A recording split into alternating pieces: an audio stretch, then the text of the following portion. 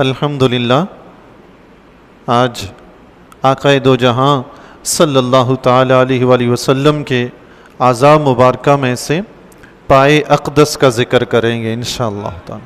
آقا علیہ الصلوۃ والسلام کے پاؤں مبارک کا ذکر کریں گے۔ سبحان اللہ۔ منہ مبارک کا ذکر کیا، زبان اقدس کا ذکر کیا، کان مبارک کا ذکر کیا، چشمان مبارک کا ذکر کیا ہم نے الحمدللہ۔ آج الحمدللہ چہرہ انور کا بھی ذکر کر دیا۔ آج حضور علیہ الصلوۃ والسلام کے پاؤں مبارک کا ذکر کریں گے، اور کل انشاءاللہ تعالی حضور علیہ الصلوۃ والسلام کے اسم مبارک کی برکات کا ذکر کریں گے انشاءاللہ تعالی۔ اور پھر پرسوں انشاءاللہ میلاد کی شب ہے، تو حضور علیہ الصلوۃ والسلام کی پیدائش کے واقعات وغیرہ جو کچھ رونما ہوئے ہیں وہ انشاءاللہ ذکر کریں گے۔ آقا دو جہاں صلی اللہ تعالی علیہ وآلہ وسلم کے پاؤں مبارک کے متعلق جو احادیث وغیرہ میں آتا ہے، سیرت کی کتابوں میں مختلف روایات ہیں، کہ ان سب کا خلاصہ عرض کر دیتا ہوں کہ آقا علیہ الصلوۃ والسلام کے پاؤں مبارک گوشت سے بھرے ہوئے تھے، پر تھے۔ بس اوقات ہوتا نا پاؤں کمزور ہوتے ہیں تو ہڈیاں نظر آتی ہیں، ایسا نہیں تھا، وہ عجیب سے لگتے ہیں۔ پاؤں گوشت سے بھرا ہوا ہو، صاف ستھرا، روز سفید چمکتا ہوا، تو بڑا خوبصورت لگتا ہے، پیارا لگتا ہے ماشاءاللہ سبحان اللہ۔ اور آقا علیہ الصلوۃ والسلام کا پاؤں کا جو تلوا تھا وہ بھی بھرا ہوا تھا سبحان۔ جس طرح ہمارے پاؤں میں گڑا ہوتا ہے نا نیچے تلوے میں، آپ زمین پہ پاؤں رکھیں گے تو وہ ایک سائڈ زمین پہ لگتی ہی نہیں ہے، نشان ہی نہیں پڑتا۔ تو آقا علیہ الصلوۃ والسلام کا پاؤں مبارک نیچے سے بھی پر تھا سبحان اللہ۔ حضرت ابو ہریرہ رضی اللہ تعالیٰ عنہ فرماتے ہیں، اس سے پہلے ایک اور روایت سماعت فرما لیں۔ ایک روایت میں آتا ہے کہ قریش مکہ کے کچھ افراد ایک کاہنہ کے پاس گئے۔ ایک خاتون تھی جو کسی علم کے ذریعے کچھ مستقبل کے حالات وغیرہ بتاتی تھی، یا کوئی اس طرح کی خبریں وغیرہ وہ دیتی تھی، بڑی عقل کی باتیں بھی بتاتی تھی۔ تو قریش کے کچھ افراد اس کے پاس گئے، اور حضور علیہ الصلوۃ والسلام بھی ان کے ساتھ تھے۔ تو انہوں نے جا کر اس کائنہ سے یہ پوچھا کہ ہمیں یہ بتاؤ کہ ہم میں سے کس کے پاؤں ابراہیم علیہ السلام کے پاؤں سے زیادہ مشابہت رکھتے ہیں سبحان اللہ۔ ابراہیم علیہ السلام کے پاؤں سے مشابہت ہم میں سے کس کی زیادہ ہے؟ اس نے کہا پہلے یہ چادر سے جگہ زمین صاف کرو، اور پھر سب باری باری اس زمین پہ چلو، اپنے اپنے پاؤں رکھو۔ تو چادر سے جگہ صاف کر کے زمین کو ہموار کر دیا گیا، اور پھر سب نے باری باری اپنے اپنے پاؤں رکھے۔ تو آقا علیہ الصلوۃ والسلام نے بھی اپنا پاؤں مبارک رکھا۔ تو اس خاتون نے کہا کہ سب سے زیادہ ابراہیم علیہ السلام کے پاؤں سے جن کا پاؤں ملتا ہے، مشابہت رکھتا ہے، وہ آقا علیہ الصلوۃ والسلام کا پاؤں مبارک ہے سبحان اللہ۔ حضرت ابو ہریرہ رضی اللہ تعالیٰ عنہ فرماتے ہیں، آقا علیہ الصلوۃ والسلام جب چلتے اور کسی پاؤں پر پتھر آپ کسی پتھر پر پاؤں رکھتے، تو آقا علیہ الصلوۃ والسلام کے پاؤں رکھنے کی وجہ سے وہ پتھر نرم ہو جاتا تھا، اور آقا علیہ الصلوۃ والسلام کے پاؤں مبارک کا نشان جم جاتا تھا سبحان اللہ۔ آقا علیہ الصلوۃ والسلام کے پاؤں مبارک کا نشان جم جاتا تھا۔ آپ جانتے ہیں کہ پتھر پہ پاؤں رکھیں تو سخت ہوتا ہے، تکلیف ہوتی ہے۔ آقا علیہ الصلوۃ والسلام تو کل کائنات کے نبی ہیں، اور اللہ نے اس کائنات کو نبی کی خدمت کے لیے بنایا ہے۔ پتھر سے تکلیف ہو ایسا نہیں ہو سکتا۔ حضور جب پاؤں رکھیں تو پتھر نرم ہی ہو جاتا ہے سبحان اللہ، تکلیف نہ ہو، اللہ اللہ سبحان اللہ۔ اچھا، یہ متعدد روایات میں آتا ہے کہ آقا علیہ الصلوۃ والسلام پتھر پر پاؤں رکھتے ہیں تو پتھر نرم ہو جاتا ہے۔ متعدد روایات ہیں، نشان پڑ جاتے تھے۔ کچھ اذان ایسے ہوتے ہیں وہ اپنے طریقے سے سوچتے ہیں، ان کا اعتراض ہوتا ہے کہ نہیں یہ تو ہو ہی نہیں سکتا، چونکہ ہم پتھر پہ پاؤں رکھیں گے نا تو پتھر تو نرم نہیں ہوگا۔ ہم کوئی اللہ کے ولی تھوڑی ہیں، اللہ والوں کی شان اور ہے، ہم گناہگاروں کے معاملات اور ہیں۔ کہاں کوئی گناہگار بندہ اور کہاں اللہ کا محبوب بندہ، اور پھر کہاں انبیاء علیہ السلام، اور پھر کہاں سید الانبیاء کی شان سبحان اللہ اللہ۔ انسان اپنا پاؤں پتھر پہ رکھ کے سوچتا ہے اس سے تو کچھ نہیں ہوا، تو یہ نشان کیسے پڑ جاتا ہے؟ قرآن کریم اس پر گواہ ہے خدا کے بندوں۔ اللہ تعالیٰ ارشاد فرماتا ہے خانہ کعبہ کے متعلق، فیہ آیات بینات مقام ابراہیم، اس میں اللہ کی روشن نشانیاں ہیں. مقام ابراہیم بھی ہے. سبحان اللہ. مقام ابراہیم بھی اللہ کی روشن نشانیوں میں سے ہے. وہ مقام ابراہیم ہے کیا؟ ایک مرتبہ آقا علیہ الصلوۃ والسلام خانہ کعبہ کے پاس تشریف فرما تھے. حضرت عمر رضی اللہ تعالیٰ عنہ نے عرض کی آقا علیہ الصلوۃ والسلام کی بارگاہ عالیہ میں، یا رسول اللہ، یہ مقام ابراہیم جو ہے ہم اس کو اپنے سامنے رکھ کر اس کے پیچھے کھڑے ہو کے خانہ کعبہ کی طرف منہ کر کے نماز پڑھیں؟ دل یہ چاہتا ہے کہ مقام ابراہیم سامنے ہو اور ہم اس کے پیچھے کھڑے ہوں، کعبہ کی طرف رخ ہو، بیچ میں مقام ابراہیم ہو، اس سے آگے کعبہ ہو، ہم نماز پڑھیں. آقا علیہ الصلوۃ والسلام نے فرمایا مجھے اس کا حکم نہیں دیا گیا، مجھے اس کا حکم نہیں دیا گیا. مفسرین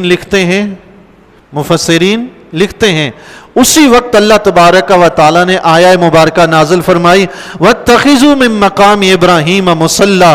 اے حبیب، ابراہیم کے مقام کو مصلی جائے نماز بنا لو. سبحان اللہ. حضرت عمر رضی اللہ تعالیٰ نے خواہش کا اظہار کیا، ادھر سے رب کی طرف سے وہی بھی آگئی، حبیب بنا لو. سبحان اللہ. وہ مقام ابراہیم ہے کیا جو خانہ کعبہ کے پاس آج بھی موجود ہے. سینکڑوں ہزاروں برس گزر گئے ابراہیم علیہ السلام کو. آقا علیہ الصلوۃ والسلام بھی کم و بیش حضرت ابراہیم علیہ السلام کے 2500 سال کے بعد تشریف لائے. حضور علیہ الصلوۃ والسلام کے بعد بھی 1500 سال گزر گیا. 4000 سال سے کم و بیش 4000 سال سے وہ مقام ابراہیم خانہ کعبہ کے پاس محفوظ ہے. کیا وجہ ہے؟ ایک پتھر ہے وہ. علامہ شاہ عبد العزیز محدث دہلوی رحمۃ اللہ تعالی علیہ تفسیر عزیزہ میں کچھ باتیں انہوں نے ذکر فرمائی ہیں اس حوالے سے. ایک بات تو آپ نے یہ ذکر فرمائی ہے کہ جب ابراہیم علیہ السلام خانہ کعبہ کی تعمیر فرما رہے تھے تو دیواریں جب قد کے برابر ہوئی، اونچی ہوگی تو پتھر لگانے مشکل ہو گئے. ابراہیم علیہ السلام نے حضرت اسماعیل علیہ السلام سے فرمایا کہ ایک پتھر لے کے آؤ جس میں کھڑا ہو کے میں دیوار کے اوپر پتھر رکھوں. حضرت اسماعیل علیہ السلام کوئے ابو قبیس کی طرف چل پڑے پتھر لانے کے لیے. راستے میں حضرت جبرائیل علیہ السلام تشریف لے آئے. سبحان اللہ. جبرائیل علیہ السلام سے ملاقات ہو گئی. فرمایا کہاں جا رہے ہیں؟ ارشاد فرمایا، اسماعیل علیہ السلام نے فرمایا پتھر لینے کے لیے جا رہا ہوں کہ خانہ کعبہ کی تعمیر ہو رہی ہے، پتھر پہ کھڑے ہو کے ابراہیم علیہ السلام خانہ کعبہ تعمیر فرمائیں گے. انہوں نے فرمایا آئے میں آپ کو 2 پتھر بتاتا ہوں جو حضرت ادریس علیہ السلام نے نوح علیہ السلام کے طوفان کے خوف کی وجہ سے ان پتھروں کے ایک جگہ پہ چھپا دیا تھا. میں جانتا ہوں، آؤ میں آپ کو بتاتا ہوں. سبحان اللہ. اچھا، ادریس علیہ السلام تو حضرت نوح علیہ السلام سے بہت پہلے گزر گئے تھے. تو میں پڑھ رہا تھا کہ جبریل علیہ السلام فرما رہے ہیں کہ ادریس علیہ السلام نے 2 پتھر رکھے ہیں، کوئی ابو قبیس میں چھپائے ہوئے ہیں. اور کس وجہ سے؟ کہ طوفان نوح میں کہیں غائب نہ ہو جائیں، ضائع نہ ہو جائیں، اس وجہ سے چھپا کے رکھے ہیں. اب آپ اندازہ لگائیں ادریس علیہ السلام کو بعد میں جب طوفان نوح آئے گا اس کی خبر ہے، اس کی وجہ سے پتھر چھپا کے رکھ دیے. ہمارے نبی جو سید الانبیاء ہیں ان کے کیا کہنے؟ سبحان اللہ. اللہ کیا کہنے. جبریل علیہ السلام گئے اسماعیل علیہ السلام کے ساتھ، کوئے ابو قبیس میں سے 2 پتھر نکال کے دیے. حضرت اسماعیل علیہ السلام پہلے ایک پتھر اٹھا کے لائے جو بڑا تھا، وہ لے کر آئے، خانہ کعبہ کی دیوار کے پاس رکھا. ابراہیم علیہ السلام اس پہ کھڑے ہوئے. یہ وہ پتھر ہے جو مقام ابراہیم کہلاتا ہے. اسی پتھر پہ جب ابراہیم علیہ السلام کھڑے ہوئے تو یہ پتھر مٹی کی طرح نرم ہو گیا اور حضرت ابراہیم علیہ السلام کے پاؤں کا نشان اس پر جم گیا. سبحان اللہ. علامہ رازی رحمۃ اللہ علیہ نے تفسیر کبیر میں تو اتنا بھی لکھا ہے کہ جب ابراہیم علیہ السلام پاؤں رکھتے پتھر نرم ہو جاتا، جب پاؤں ہٹاتے وہ دوبارہ سخت پتھر بن جاتا. سبحان اللہ. اللہ اکبر. انبیاء علیہ السلام کی زندگی، ان کے پاؤں مبارک کچھ اور ہیں، ہمارے کچھ اور ہیں بھائی. اللہ اکبر. پھر فرمایا، شاہ عبد العزیز محدث دہلوی رحمۃ اللہ علیہ نے لکھا، دیگر مفسرین نے فرمایا اس پتھر کی شان دیکھیں. اور ان دونوں پتھروں کے بارے میں فرمایا گیا کہ یہ دونوں پتھر جو ادریس علیہ السلام نے چھپا کے رکھے، یہ حضرت آدم علیہ السلام کے ساتھ جنت سے آئے تھے اور دونوں یاقوت کے پتھر تھے. سبحان اللہ. دونوں یاقوت تھے، جنتی یاقوت. حدیث شریف میں آتا ہے دونوں جنتی یاقوت ہیں. سبحان. دوسرا پتھر کون سا تھا؟ اس پتھر کے بارے میں مزید یہ بھی آتا ہے کہ ابراہیم علیہ السلام جب دیوار بناتے تھے، ظاہر ہے اوپر پتھر رکھے تو وہ دیوار اونچی ہو گئی، تو اس کے ساتھ ساتھ ضرورت پڑتی کہ اب اس کے اوپر دوسرا پتھر رکھا جائے. نہیں، اس کی ضرورت نہیں پڑی، بلکہ یہی پتھر دیوار اونچی ہونے کے ساتھ ساتھ پتھر بھی اونچا ہوتا جاتا تھا. سبحان اللہ. اللہ، یہ پتھر بھی اونچا ہوتا جاتا تھا. سبحان اللہ. پتھر تو دنیا میں بہت تھے، خانہ کعبہ کی دیواروں میں جو لگ گئے، جو فرش میں لگ گئے. یہ ایک پتھر خانہ کعبہ کے پاس کیوں رکھا؟ اس کو مقام ابراہیم کا نام کیوں دیا؟ اور وہ بھی قرآن نے دیا، رب نے دیا. کیوں دیا؟ اس لیے دیا کہ اس پتھر پہ اللہ کے محبوب بندے، اللہ کے پیارے نبی ابراہیم علیہ السلام کا پاؤں لگا اور اس کے نشان پڑے تھے. اس کو دنیا والوں کے لیے نشانی بنا کر رکھ دیا. سبحان اللہ. پتہ چلا کہ اللہ والوں کے پاؤں مبارک کے نشان بھی رب کے ہاں بڑے مقبول ہیں. سبحان اللہ. اللہ اللہ اکبر. اللہ. دوسرا جو پتھر تھا، یہ میں نے اس لیے عرض کیا کہ حضور علیہ الصلوۃ والسلام کے بارے میں جب حدیث سنائی جائے کہ آقا علیہ الصلوۃ والسلام پتھر پہ پاؤں رکھیں تو نشان پڑ جاتا تھا، تو لوگ شش و پنج میں پڑ جاتے ہیں. ہم تو نہیں پڑھتے اللہ کے فضل و کرم سے. ہمیں تو کوئی سنائے حضور علیہ الصلوۃ والسلام نے یہ کیا، جو بھی اچھی بات بتائے، ہم نہیں پوچھتے کہ قرآن میں کہاں لکھا ہے، حدیث میں کہاں لکھا ہے، تفسیر میں کہاں لکھا ہے، سیرت کی کسی کتاب کا حوالہ دیں، کس بزرگ نے لکھا ہے. ہم پوچھتے ہی نہیں. وہ کہتا ہے اللہ کے نبی کی شان یہ، ہم کہتے ہیں سبحان اللہ. سبحان. یہ عشق رسول کی نشانی ہے. عشق کبھی دلیل نہیں مانگتا، محبت کبھی دلیل نہیں مانگتی. میں نے ایک جگہ پہ پڑھا تھا النفاق یورث الاعتراض. فرمایا دل میں منافقت ہونا، منافقت وہ اعتراض پیدا کرتی ہے. اللہ اکبر. اور دل میں محبت ہو، آمنا وصدقنا، جو ہے سچا ہے. سبحان اللہ. دوسرا جو پتھر تھا حضرت جبریل علیہ السلام نے اسماعیل علیہ السلام کو دیا، اور ساتھ ہی حضرت جبریل علیہ السلام نے فرمایا کہ اس پتھر کو خانہ کعبہ کے دروازے کے ساتھ ایک کونے میں لگا دیں. جو بھی خانہ کعبہ کا طواف کرے گا وہ اس کو پہلے بوسہ دے گا، پھر طواف کرے گا. وہ حجر اسود تھا. سبحان اللہ. حجر اسود جب لا کر وہاں پہ رکھا، حجر اسود سے روشنی پھوٹتی تھی. سبحان اللہ. اس کی روشنی جہاں جہاں تک گئی، ابراہیم علیہ السلام نے وہاں تک نشان لگائے، اور وہ ساری جگہ خانہ کعبہ کے آس پاس کئی کلومیٹر تک پھیلا ہوا حرم ہے. فرمایا وہ حجر اسود کی روشنی جہاں جہاں تک گئی، ابراہیم علیہ السلام نے وہاں نشان لگایا، وہ ساری جگہ حرم بن گئی. سبحان اللہ. وہ ساری جگہ حرم بن گئی. تو یہ دو پتھر تھے جو جنتی یاقوت ہیں، حجر اسود اور مقام ابراہیم. بعد میں ان کی روشنی زائل ہوگی. حدیث شریف میں آتا ہے کہ یہ بہت روشن چمکدار تھے. اگر بنی آدم کے گناہ ان کو سیاہ نہ کرتے تو ان کی روشنی سے مشرق و مغرب روشن ہو جاتے. سبحان اللہ. اللہ اکبر. چونکہ جنت کے پتھر ہے نا جی. اچھا اب آپ یہ لگائیں، اندازہ لگائیں کہ اس سے پتہ یہ چلا وہ پتھر انسانوں کے گناہوں کی وجہ سے سیاہ ہو گئے. پتہ چلا پتھروں میں بھی کچھ نہ کچھ کرنے کی طاقت تو ہوتی ہے، بشرطے کہ وہ پتھر متبرک ہوں، اللہ کے محبوبوں کے ہوں یا رب کے خصوصی جنت سے آیا ہوا پتھر ہے. سبحان اللہ. اس کی طاقت دیکھیں، انسانوں کے گناہوں کو کھینچتا ہے، اور گناہ کھینچنے کی وجہ سے وہ سیاہ ہو گیا. اللہ اکبر.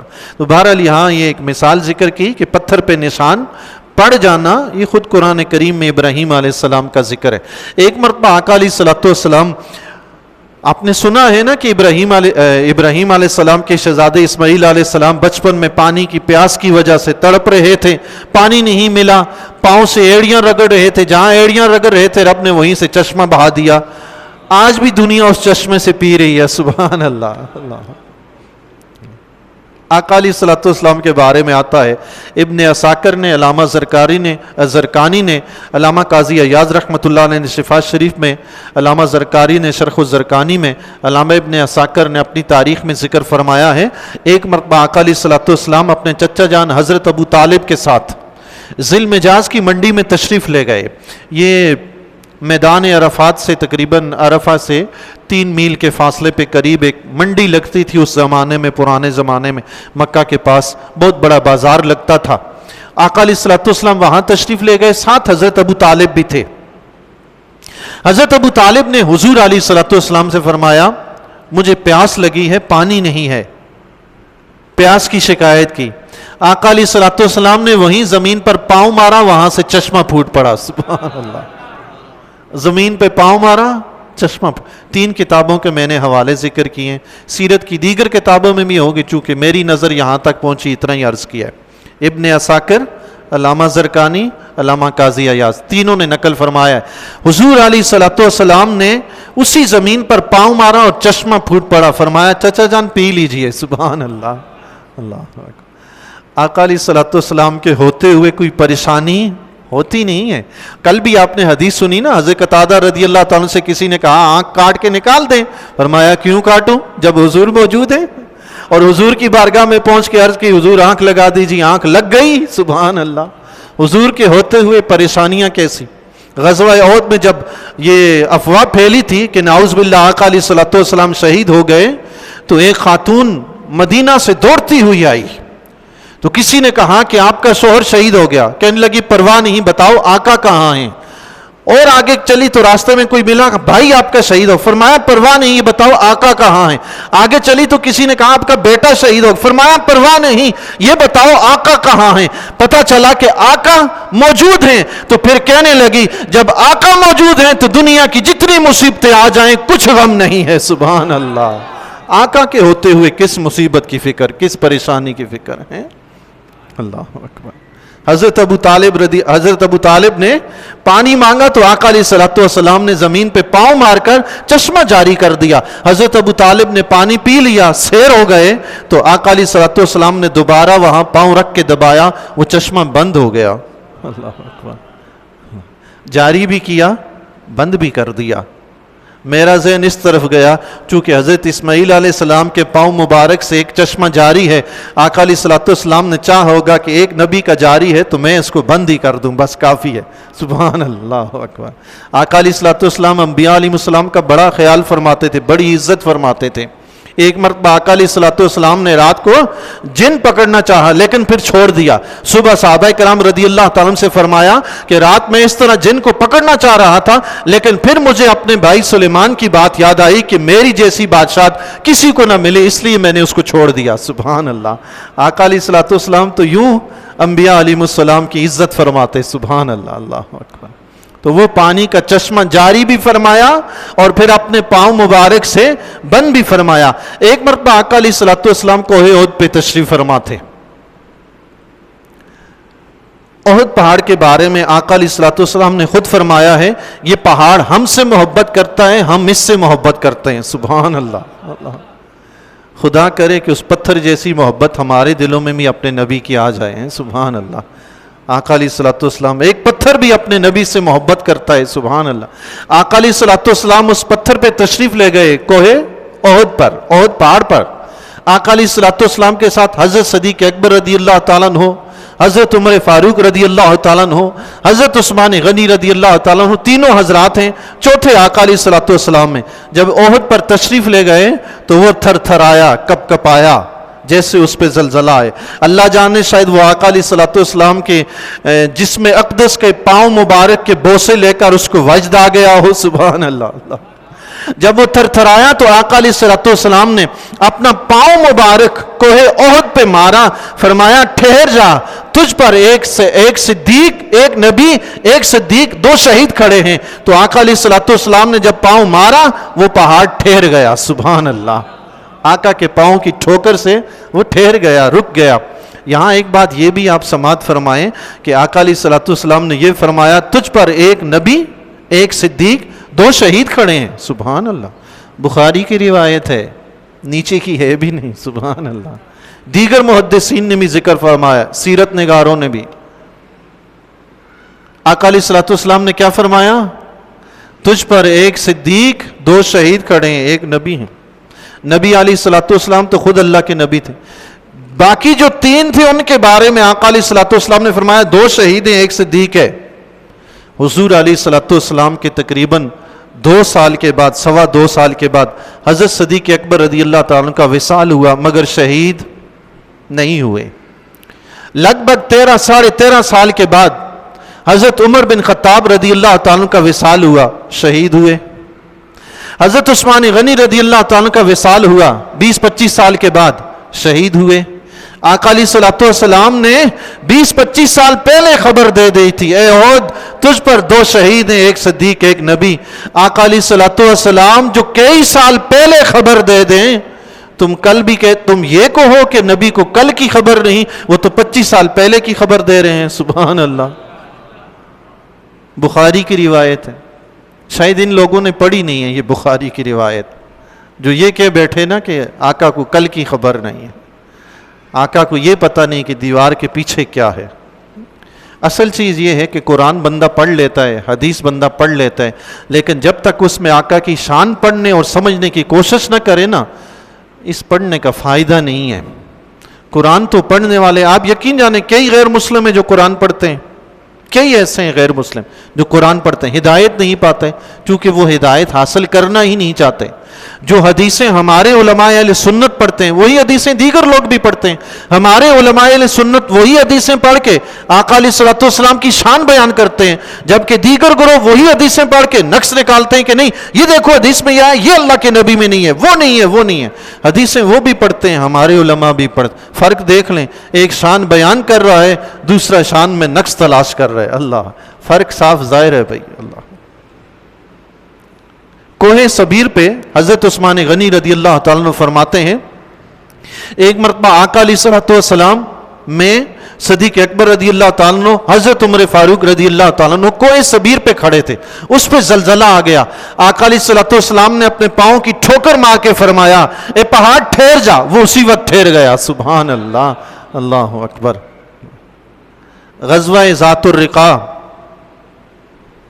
آقا علیہ الصلوۃ والسلام ایک غزوہ پہ تشریف لے گئے، راستے میں آقا علیہ الصلوۃ والسلام نے دیکھا حضور علیہ الصلوۃ والسلام کے ساتھ جو دیگر صحابہ کرام رضی اللہ تعالیٰ عنہ بھی تھے، آقا علیہ الصلوۃ والسلام نے دیکھا ایک صاحب ایسے ہیں کہ ان کا اونٹ بیٹھ گیا ہے، چل نہیں رہا۔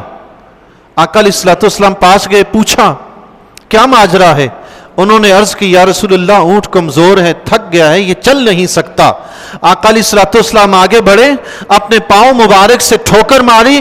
روایت میں آتا ہے آقا علیہ الصلوۃ والسلام کے پاؤں مبارک لگنے شرط تھے، وہ اونٹ اتنا تیز ہو گیا کہ کسی کو آگے نہیں بڑھنے دیتا تھا۔ سبحان اللہ، یہ پاؤں مبارک کی برکت ہے۔ سبحان اللہ۔ حضرت ابو طلحہ رضی اللہ تعالیٰ کا گھوڑا سب سے سست تھا، چلتا ہی نہیں تھا، انتہائی سست رو تھا۔ آقا علیہ الصلوۃ والسلام نے اس پہ سواری فرمائی، پھر فرماتے ہیں کہ وہ سب سے تیز تھا، کسی سے پیچھے نہیں رہتا تھا۔ سبحان اللہ۔ علامہ دمیری رحمۃ اللہ تعالی علیہ نے اور علامہ قاضی ایاز رحمۃ اللہ، جلال الدین سیوطی رحمۃ اللہ علیہ نے خصائص الکبریٰ میں نقل فرمایا ہے کہ جن چوپایوں پہ آقا علیہ الصلوۃ والسلام نے سواری فرما لی، وہ جانور نہ تو بعد میں لاغر کمزور ہوئے نہ کبھی بیمار ہوئے۔ سبحان اللہ۔ آقا علیہ الصلوۃ والسلام کے جسم اقدس کی برکت ظاہر ہو رہی تھی۔ سبحان اللہ، اللہ اکبر۔ ایک شخص نے حضور علیہ الصلوۃ والسلام کی بارگاہ عالیہ میں حاضر ہو کے عرض کی، یا رسول اللہ میری اونٹنی بہت سست رفتار ہے، چلتی نہیں ہے۔ آقا علیہ الصلوۃ والسلام نے اسے بھی اپنے پاؤں مبارک کی ٹھوکر ماری۔ اس اونٹنی کا بھی یہ حال ہوا کہ وہ مالک اسے روکنے کی کوشش بھی کرتا، وہ پھر بھی چلتی رہتی تھی۔ سبحان اللہ، اتنی تیز رفتار، رکتی بھی نہیں تھی، چل۔ سبحان اللہ، اللہ اکبر۔ حضرت علی رضی اللہ تعالیٰ عنہ ایک مرتبہ بیمار ہو گئے، آقا علیہ الصلوۃ والسلام تشریف لائے، دعا فرمائی، حضرت علی رضی اللہ تعالیٰ عنہ کے بارے میں دعا فرمائی، یا اللہ انہیں شفا عطا فرما اور انہیں صحت و تندرستی عطا فرما۔ اور پھر حضرت علی رضی اللہ تعالیٰ کو اپنے پاؤں مبارک سے ٹھوکر بھی لگائی، پیار محبت ہے۔ سبحان اللہ، آقا علیہ الصلوۃ والسلام جو چاہیں کریں۔ حضرت علی رضی اللہ تعالیٰ کو پاؤں کی ٹھوکر لگائی۔ حضرت علی رضی اللہ تعالیٰ فرماتے ہیں اس کے بعد وہ بیماری مجھے کبھی بھی نہیں ہوئی۔ سبحان اللہ، اللہ اکبر، کبھی بھی وہ بیماری نہیں ہوئی۔ سبحان۔ ہمارے ہاں تو بیمار ہوتے ہیں، ہاسپٹل جاتے ہیں، ڈاکٹر حضرات بیچارے بڑی محنت مشقت سے کام لیتے ہیں، لیکن آج کل بیماریاں کچھ ایسی پھیل گئی ہیں سمجھ ہی نہیں آتی بندہ بتائے کیا۔ وہ بیچارے ایک ٹیسٹ کریں گے، دوسرا، تیسرا، چوتھا، انتھک کوشش کر دیتے ہیں، بس اوقات پتہ ہی نہیں چلتا کہ بیماری ہے کیا۔ کاش کہ آقا علیہ الصلوۃ والسلام کے زمانے میں ہوتے، پاؤں کی ٹھوکر لگتی تو بیماری چلی جاتی ہے۔ سبحان اللہ۔ بیماری کا نہ آپریشن ہوتا، نہ کوئی ٹیسٹ ہوتے ہیں. سبحان اللہ. ایک اعرابی, اچھا آقا علیہ الصلوۃ والسلام کے پاؤں مبارک کی برکتیں بے شمار. آقا علیہ الصلوۃ والسلام جب چلتے تھے نا, روایت میں آتا ہے کہ آقا علیہ الصلوۃ والسلام جب چلتے تھے پوری طاقت کے ساتھ پاؤں زمین پر رکھتے تھے, اور آقا علیہ الصلوۃ والسلام درمیانی چال چلتے تھے, دوڑتے نہیں تھے, درمیانی چال چلتے تھے. صحابہ کرام رضی اللہ تعالیٰ عنہ فرماتے ہیں ہم دوڑ کے بھی اگر چلتے تو پھر بھی آقا علیہ الصلوۃ والسلام کا مقابلہ نہیں کر سکتے تھے. اللہ اکبر. اتنا آقا علیہ الصلوۃ والسلام درمیانہ چال چلتے مگر تیز چلتے. صحابہ فرماتے ہیں حضور علیہ الصلوۃ والسلام جب چلتے ایسا لگتا جیسے زمین لپیٹی جا رہی ہے اور آقا چل رہے ہیں. سبحان اللہ. یہ زمین لپیٹنے والے واقعات آج کل آپ دیکھیں, الیکٹرک سیڑھیاں جو ہوتی ہیں ان پہ آپ چلیں, زمین کو لپیٹ رہی ہے نا. ایک بندہ دوسری طرف سے پیدل آرام سے چل رہا ہو, آپ سیڑھیوں کے اوپر, سیڑھیاں بھی چل رہی ہیں, چلنا شروع کر دیں, زمین لپیٹی جا رہی ہے نا. سبحان اللہ. اللہ اکبر. ایک اعرابی آقا علیہ الصلوۃ والسلام کی بارگاہ عالیہ میں حاضر ہوا. حضور علیہ الصلوۃ والسلام کے پاؤں مبارک کی برکتیں بے شمار تھی. صحابہ کرام رضی اللہ تعالیٰ عنہم آقا علیہ الصلوۃ والسلام کے پاؤں مبارک کو چوما کرتے تھے. ایک روایت میں آتا ہے مدینہ میں ایک وفد آیا اور ان سب نے آقا علیہ الصلوۃ والسلام کے پاؤں مبارک کے بوسے لیے. سبحان اللہ. پاؤں مبارک کے بوسے لیے. سبحان اللہ. اس وقت کے لوگوں کے عقائد بڑے مستند تھے اور آقا سے بڑی محبت تھی. حضرت انس رضی اللہ تعالیٰ عنہ کے بارے میں آتا ہے, ابن جدعان رضی اللہ تعالیٰ عنہ تابعی بزرگ ہیں, انہوں نے ایک دن حضرت انس رضی اللہ تعالیٰ عنہ سے پوچھا کیا آپ نے آقا علیہ الصلوۃ والسلام سے ہاتھ ملایا ہے, آقا علیہ الصلوۃ والسلام کے ہاتھ کو آپ نے کبھی چھوا ہے؟ حضرت انس رضی اللہ تعالیٰ نے فرمایا ہاں, ایک بار نہیں کئی بار ملاقات ہوئی, کئی بار مصافحہ ہوا. تو انہوں نے فوراً جھٹ حضرت انس رضی اللہ تعالیٰ کے ہاتھوں کو چوما کہ ان ہاتھوں نے آقا کے ہاتھوں کو مس کیا ہے. سبحان اللہ. اللہ اکبر. اللہ.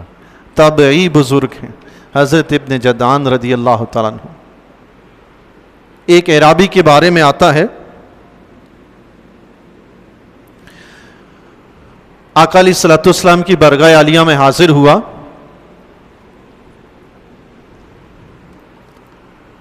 آقا علیہ الصلوۃ والسلام نے اسے اسلام کی دعوت دی. اس نے کہا کوئی نشانی دکھائیں, کوئی دلیل بتائیں. تو آقا علیہ الصلوۃ والسلام نے فرمایا یہ جو سامنے درخت کھڑا ہے اس کو میں اگر بلاؤں اور یہ چلتا ہوا آئے تو کیا تم مان لو گے؟ اس نے کہا بلائیں اس کو. آقا علیہ الصلوۃ والسلام نے درخت کو بلایا. ایک روایت میں یہ درخت کے حوالے سے مختلف روایتیں اور کئی واقعات رونما ہوئے ہیں. یہ یاد رکھیے ایسا نہیں کہ اس روایت میں یوں ہے اس میں یوں ہے, یہ واقعات ہی مختلف ہیں. ایک بار نہیں کئی بار یہ واقعات ہوئے ہیں اس لیے مختلف ہیں. ایک روایت میں آتا ہے ایک مرتبہ آقا علیہ الصلوۃ والسلام کہیں سفر میں تشریف لے گئے, ایک جگہ پڑاؤ ڈالا. صحابہ کرام رضی اللہ تعالیٰ عنہ بھی سو گئے, حضور علیہ الصلوۃ والسلام بھی آرام کے لیے سو گئے. کچھ صحابہ جاگ بھی رہے تھے. انہوں نے دیکھا کہ ایک درخت تھا جو حضور علیہ الصلوۃ والسلام سے کچھ فاصلے پہ تھا. دیکھا درخت آگے پیچھے ہلا اور پھر زمین کو چیرتا ہوا حضور علیہ الصلوۃ والسلام کے پاس آیا. آپ علیہ الصلوۃ والسلام کے پاس جھکا, اس نے اپنی ٹینیوں کو جھکایا, پھر سیدھا ہوا اور پھر واپس جا کر اپنی جگہ پہ کھڑا ہو گیا. صحابہ کرام یہ ماجرا دیکھ رہے ہیں اور اس نے درخت نے آ کر حضور علیہ الصلوۃ والسلام کی بارگاہ عالیہ میں کہا الصلاۃ والسلام علیک یا رسول اللہ. سبحان اللہ. یہ کہہ کے وہ چلا گیا. آقا علیہ الصلوۃ والسلام جب بیدار ہوئے صحابہ کرام نے عرض کی یا رسول اللہ ہم نے یہ ماجرا دیکھا ہے, اس طرح وہ درخت آیا ہے. آقا علیہ الصلوۃ والسلام سو رہے تھے مگر صحابہ کو پتہ نہیں کہ درخت کیوں آیا. آقا سوئے پھر بھی بتاتے ہیں کہ کیوں آیا. جب صحابہ نے عرض کی یا رسول اللہ یہ درخت اس طرح آپ کے پاس آیا, جھکا اور یہ کہہ کے چلا گیا. آقا علیہ الصلوۃ والسلام نے فرمایا اس درخت نے اللہ تعالیٰ سے اجازت مانگی تھی, یا اللہ تیرے نبی تشریف لائے, میں انہیں جا کے سلام کرنا چاہتا ہوں, مجھے اجازت دے. رب نے اجازت دی, وہ مجھے سلام کرنے آیا تھا. سبحان اللہ. اللہ اکبر. یا رسول اللہ, یا علی زندہ آباد. آقا علیہ الصلوۃ والسلام کا سونا صحابہ کا جاگنا برابر نہیں. تو صحابہ کے بعد تو تابعین کی باری, ان کے بعد تبع تابعین کی, ان کے بعد اولیاء و اعظام کی, ان کے بعد اللہ کے نیک صالحین بندوں کی. آج کے دور کے تو لوگ کسی گنتی میں شمار میں آتے ہی نہیں بھائی. کون آقا کی مثل ہو سکتا ہے؟ اللہ آقا علیہ الصلوۃ والسلام خود ہی فرمایا ایکم مثلی، تم میں سے کون ہے جو میری مثل؟ اور آقا علیہ الصلوۃ والسلام کے مخاطب صحابہ تھے، جب صحابہ آقا کی مثل نہیں ہو سکتے تو اور کوئی بندہ کیسے مثل ہو سکتا ہے؟ تو اعرابی نے حضور علیہ الصلوۃ والسلام سے معجزہ طلب کیا، دلیل مانگی، آقا علیہ الصلوۃ والسلام نے درخت کو حکم دیا یا اس اعرابی سے فرمایا کہ اس کو جا کے کہو کہ اللہ کے نبی بلا رہے، وہ گیا، اس نے درخت سے کہا کہ تمہیں اللہ کے نبی بلا رہے، وہ درخت زمین چیرتا ہوا حضور علیہ الصلوۃ والسلام کے پاس آیا، اعرابی نے کہا اس سے کہیں کہ واپس جائے، حضور علیہ الصلوۃ والسلام نے فرمایا واپس جاؤ، وہ درخت واپس چلا گیا، اعرابی اسی وقت کلمہ پڑھ کے مسلمان بھی ہوا، عرض کرنے لگا یا رسول اللہ مجھے اجازت دے میں آپ کو سجدہ کروں، حضور علیہ الصلوۃ والسلام نے فرمایا نہیں، اگر اللہ کے سوا کسی کو سجدے کی اجازت ہوتی تو میں بیوی کو حکم دیتا کہ وہ شوہر کو سجدہ کرتی، اس نے کہا یا رسول اللہ پھر اجازت دیجئے میں آپ کے ہاتھ چومنا چاہتا ہوں، آپ کے پاؤں چومنا چاہتا ہوں، آقا علیہ الصلوۃ والسلام نے اسے اجازت دی، اس نے آقا علیہ الصلوۃ والسلام کے ہاتھ بھی چومے، جھکا اور پاؤں مبارک بھی چومے، سبحان اللہ، اللہ اکبر اللہ۔ ایسی متعدد روایات ہیں جن میں صحابہ کرام رضی اللہ تعالیٰ عنہم نے آقا علیہ الصلوۃ والسلام کے دست مبارک چومے، پاؤں مبارک چومے، لیکن کبھی بھی آقا علیہ الصلوۃ والسلام نے انہیں اس سے روکا بھی نہیں اور شرک کا فتویٰ بھی نہیں لگایا۔ حالانکہ پاؤں چومنے کے لیے تو جھکنا پڑتا ہے، پورا سجدے کے برابر نیچے زمین پہ جانا پڑتا ہے، سجدہ کرنا کچھ اور ہے، پاؤں چومنا کچھ اور ہے۔ تو آقا علیہ الصلوۃ والسلام کے پاؤں مبارک بھی صحابہ کرام رضی اللہ تعالیٰ عنہم چومتے تھے اور برکتیں بھی حاصل کرتے تھے۔ اللہ تبارک و تعالیٰ سے دعا ہے اللہ تبارک و تعالیٰ اپنے پیارے حبیب علیہ الصلوۃ والسلام سے کما حق و محبت کرنے کی توفیق عطا فرمائے۔ وآخر دعوانا ان الحمد للہ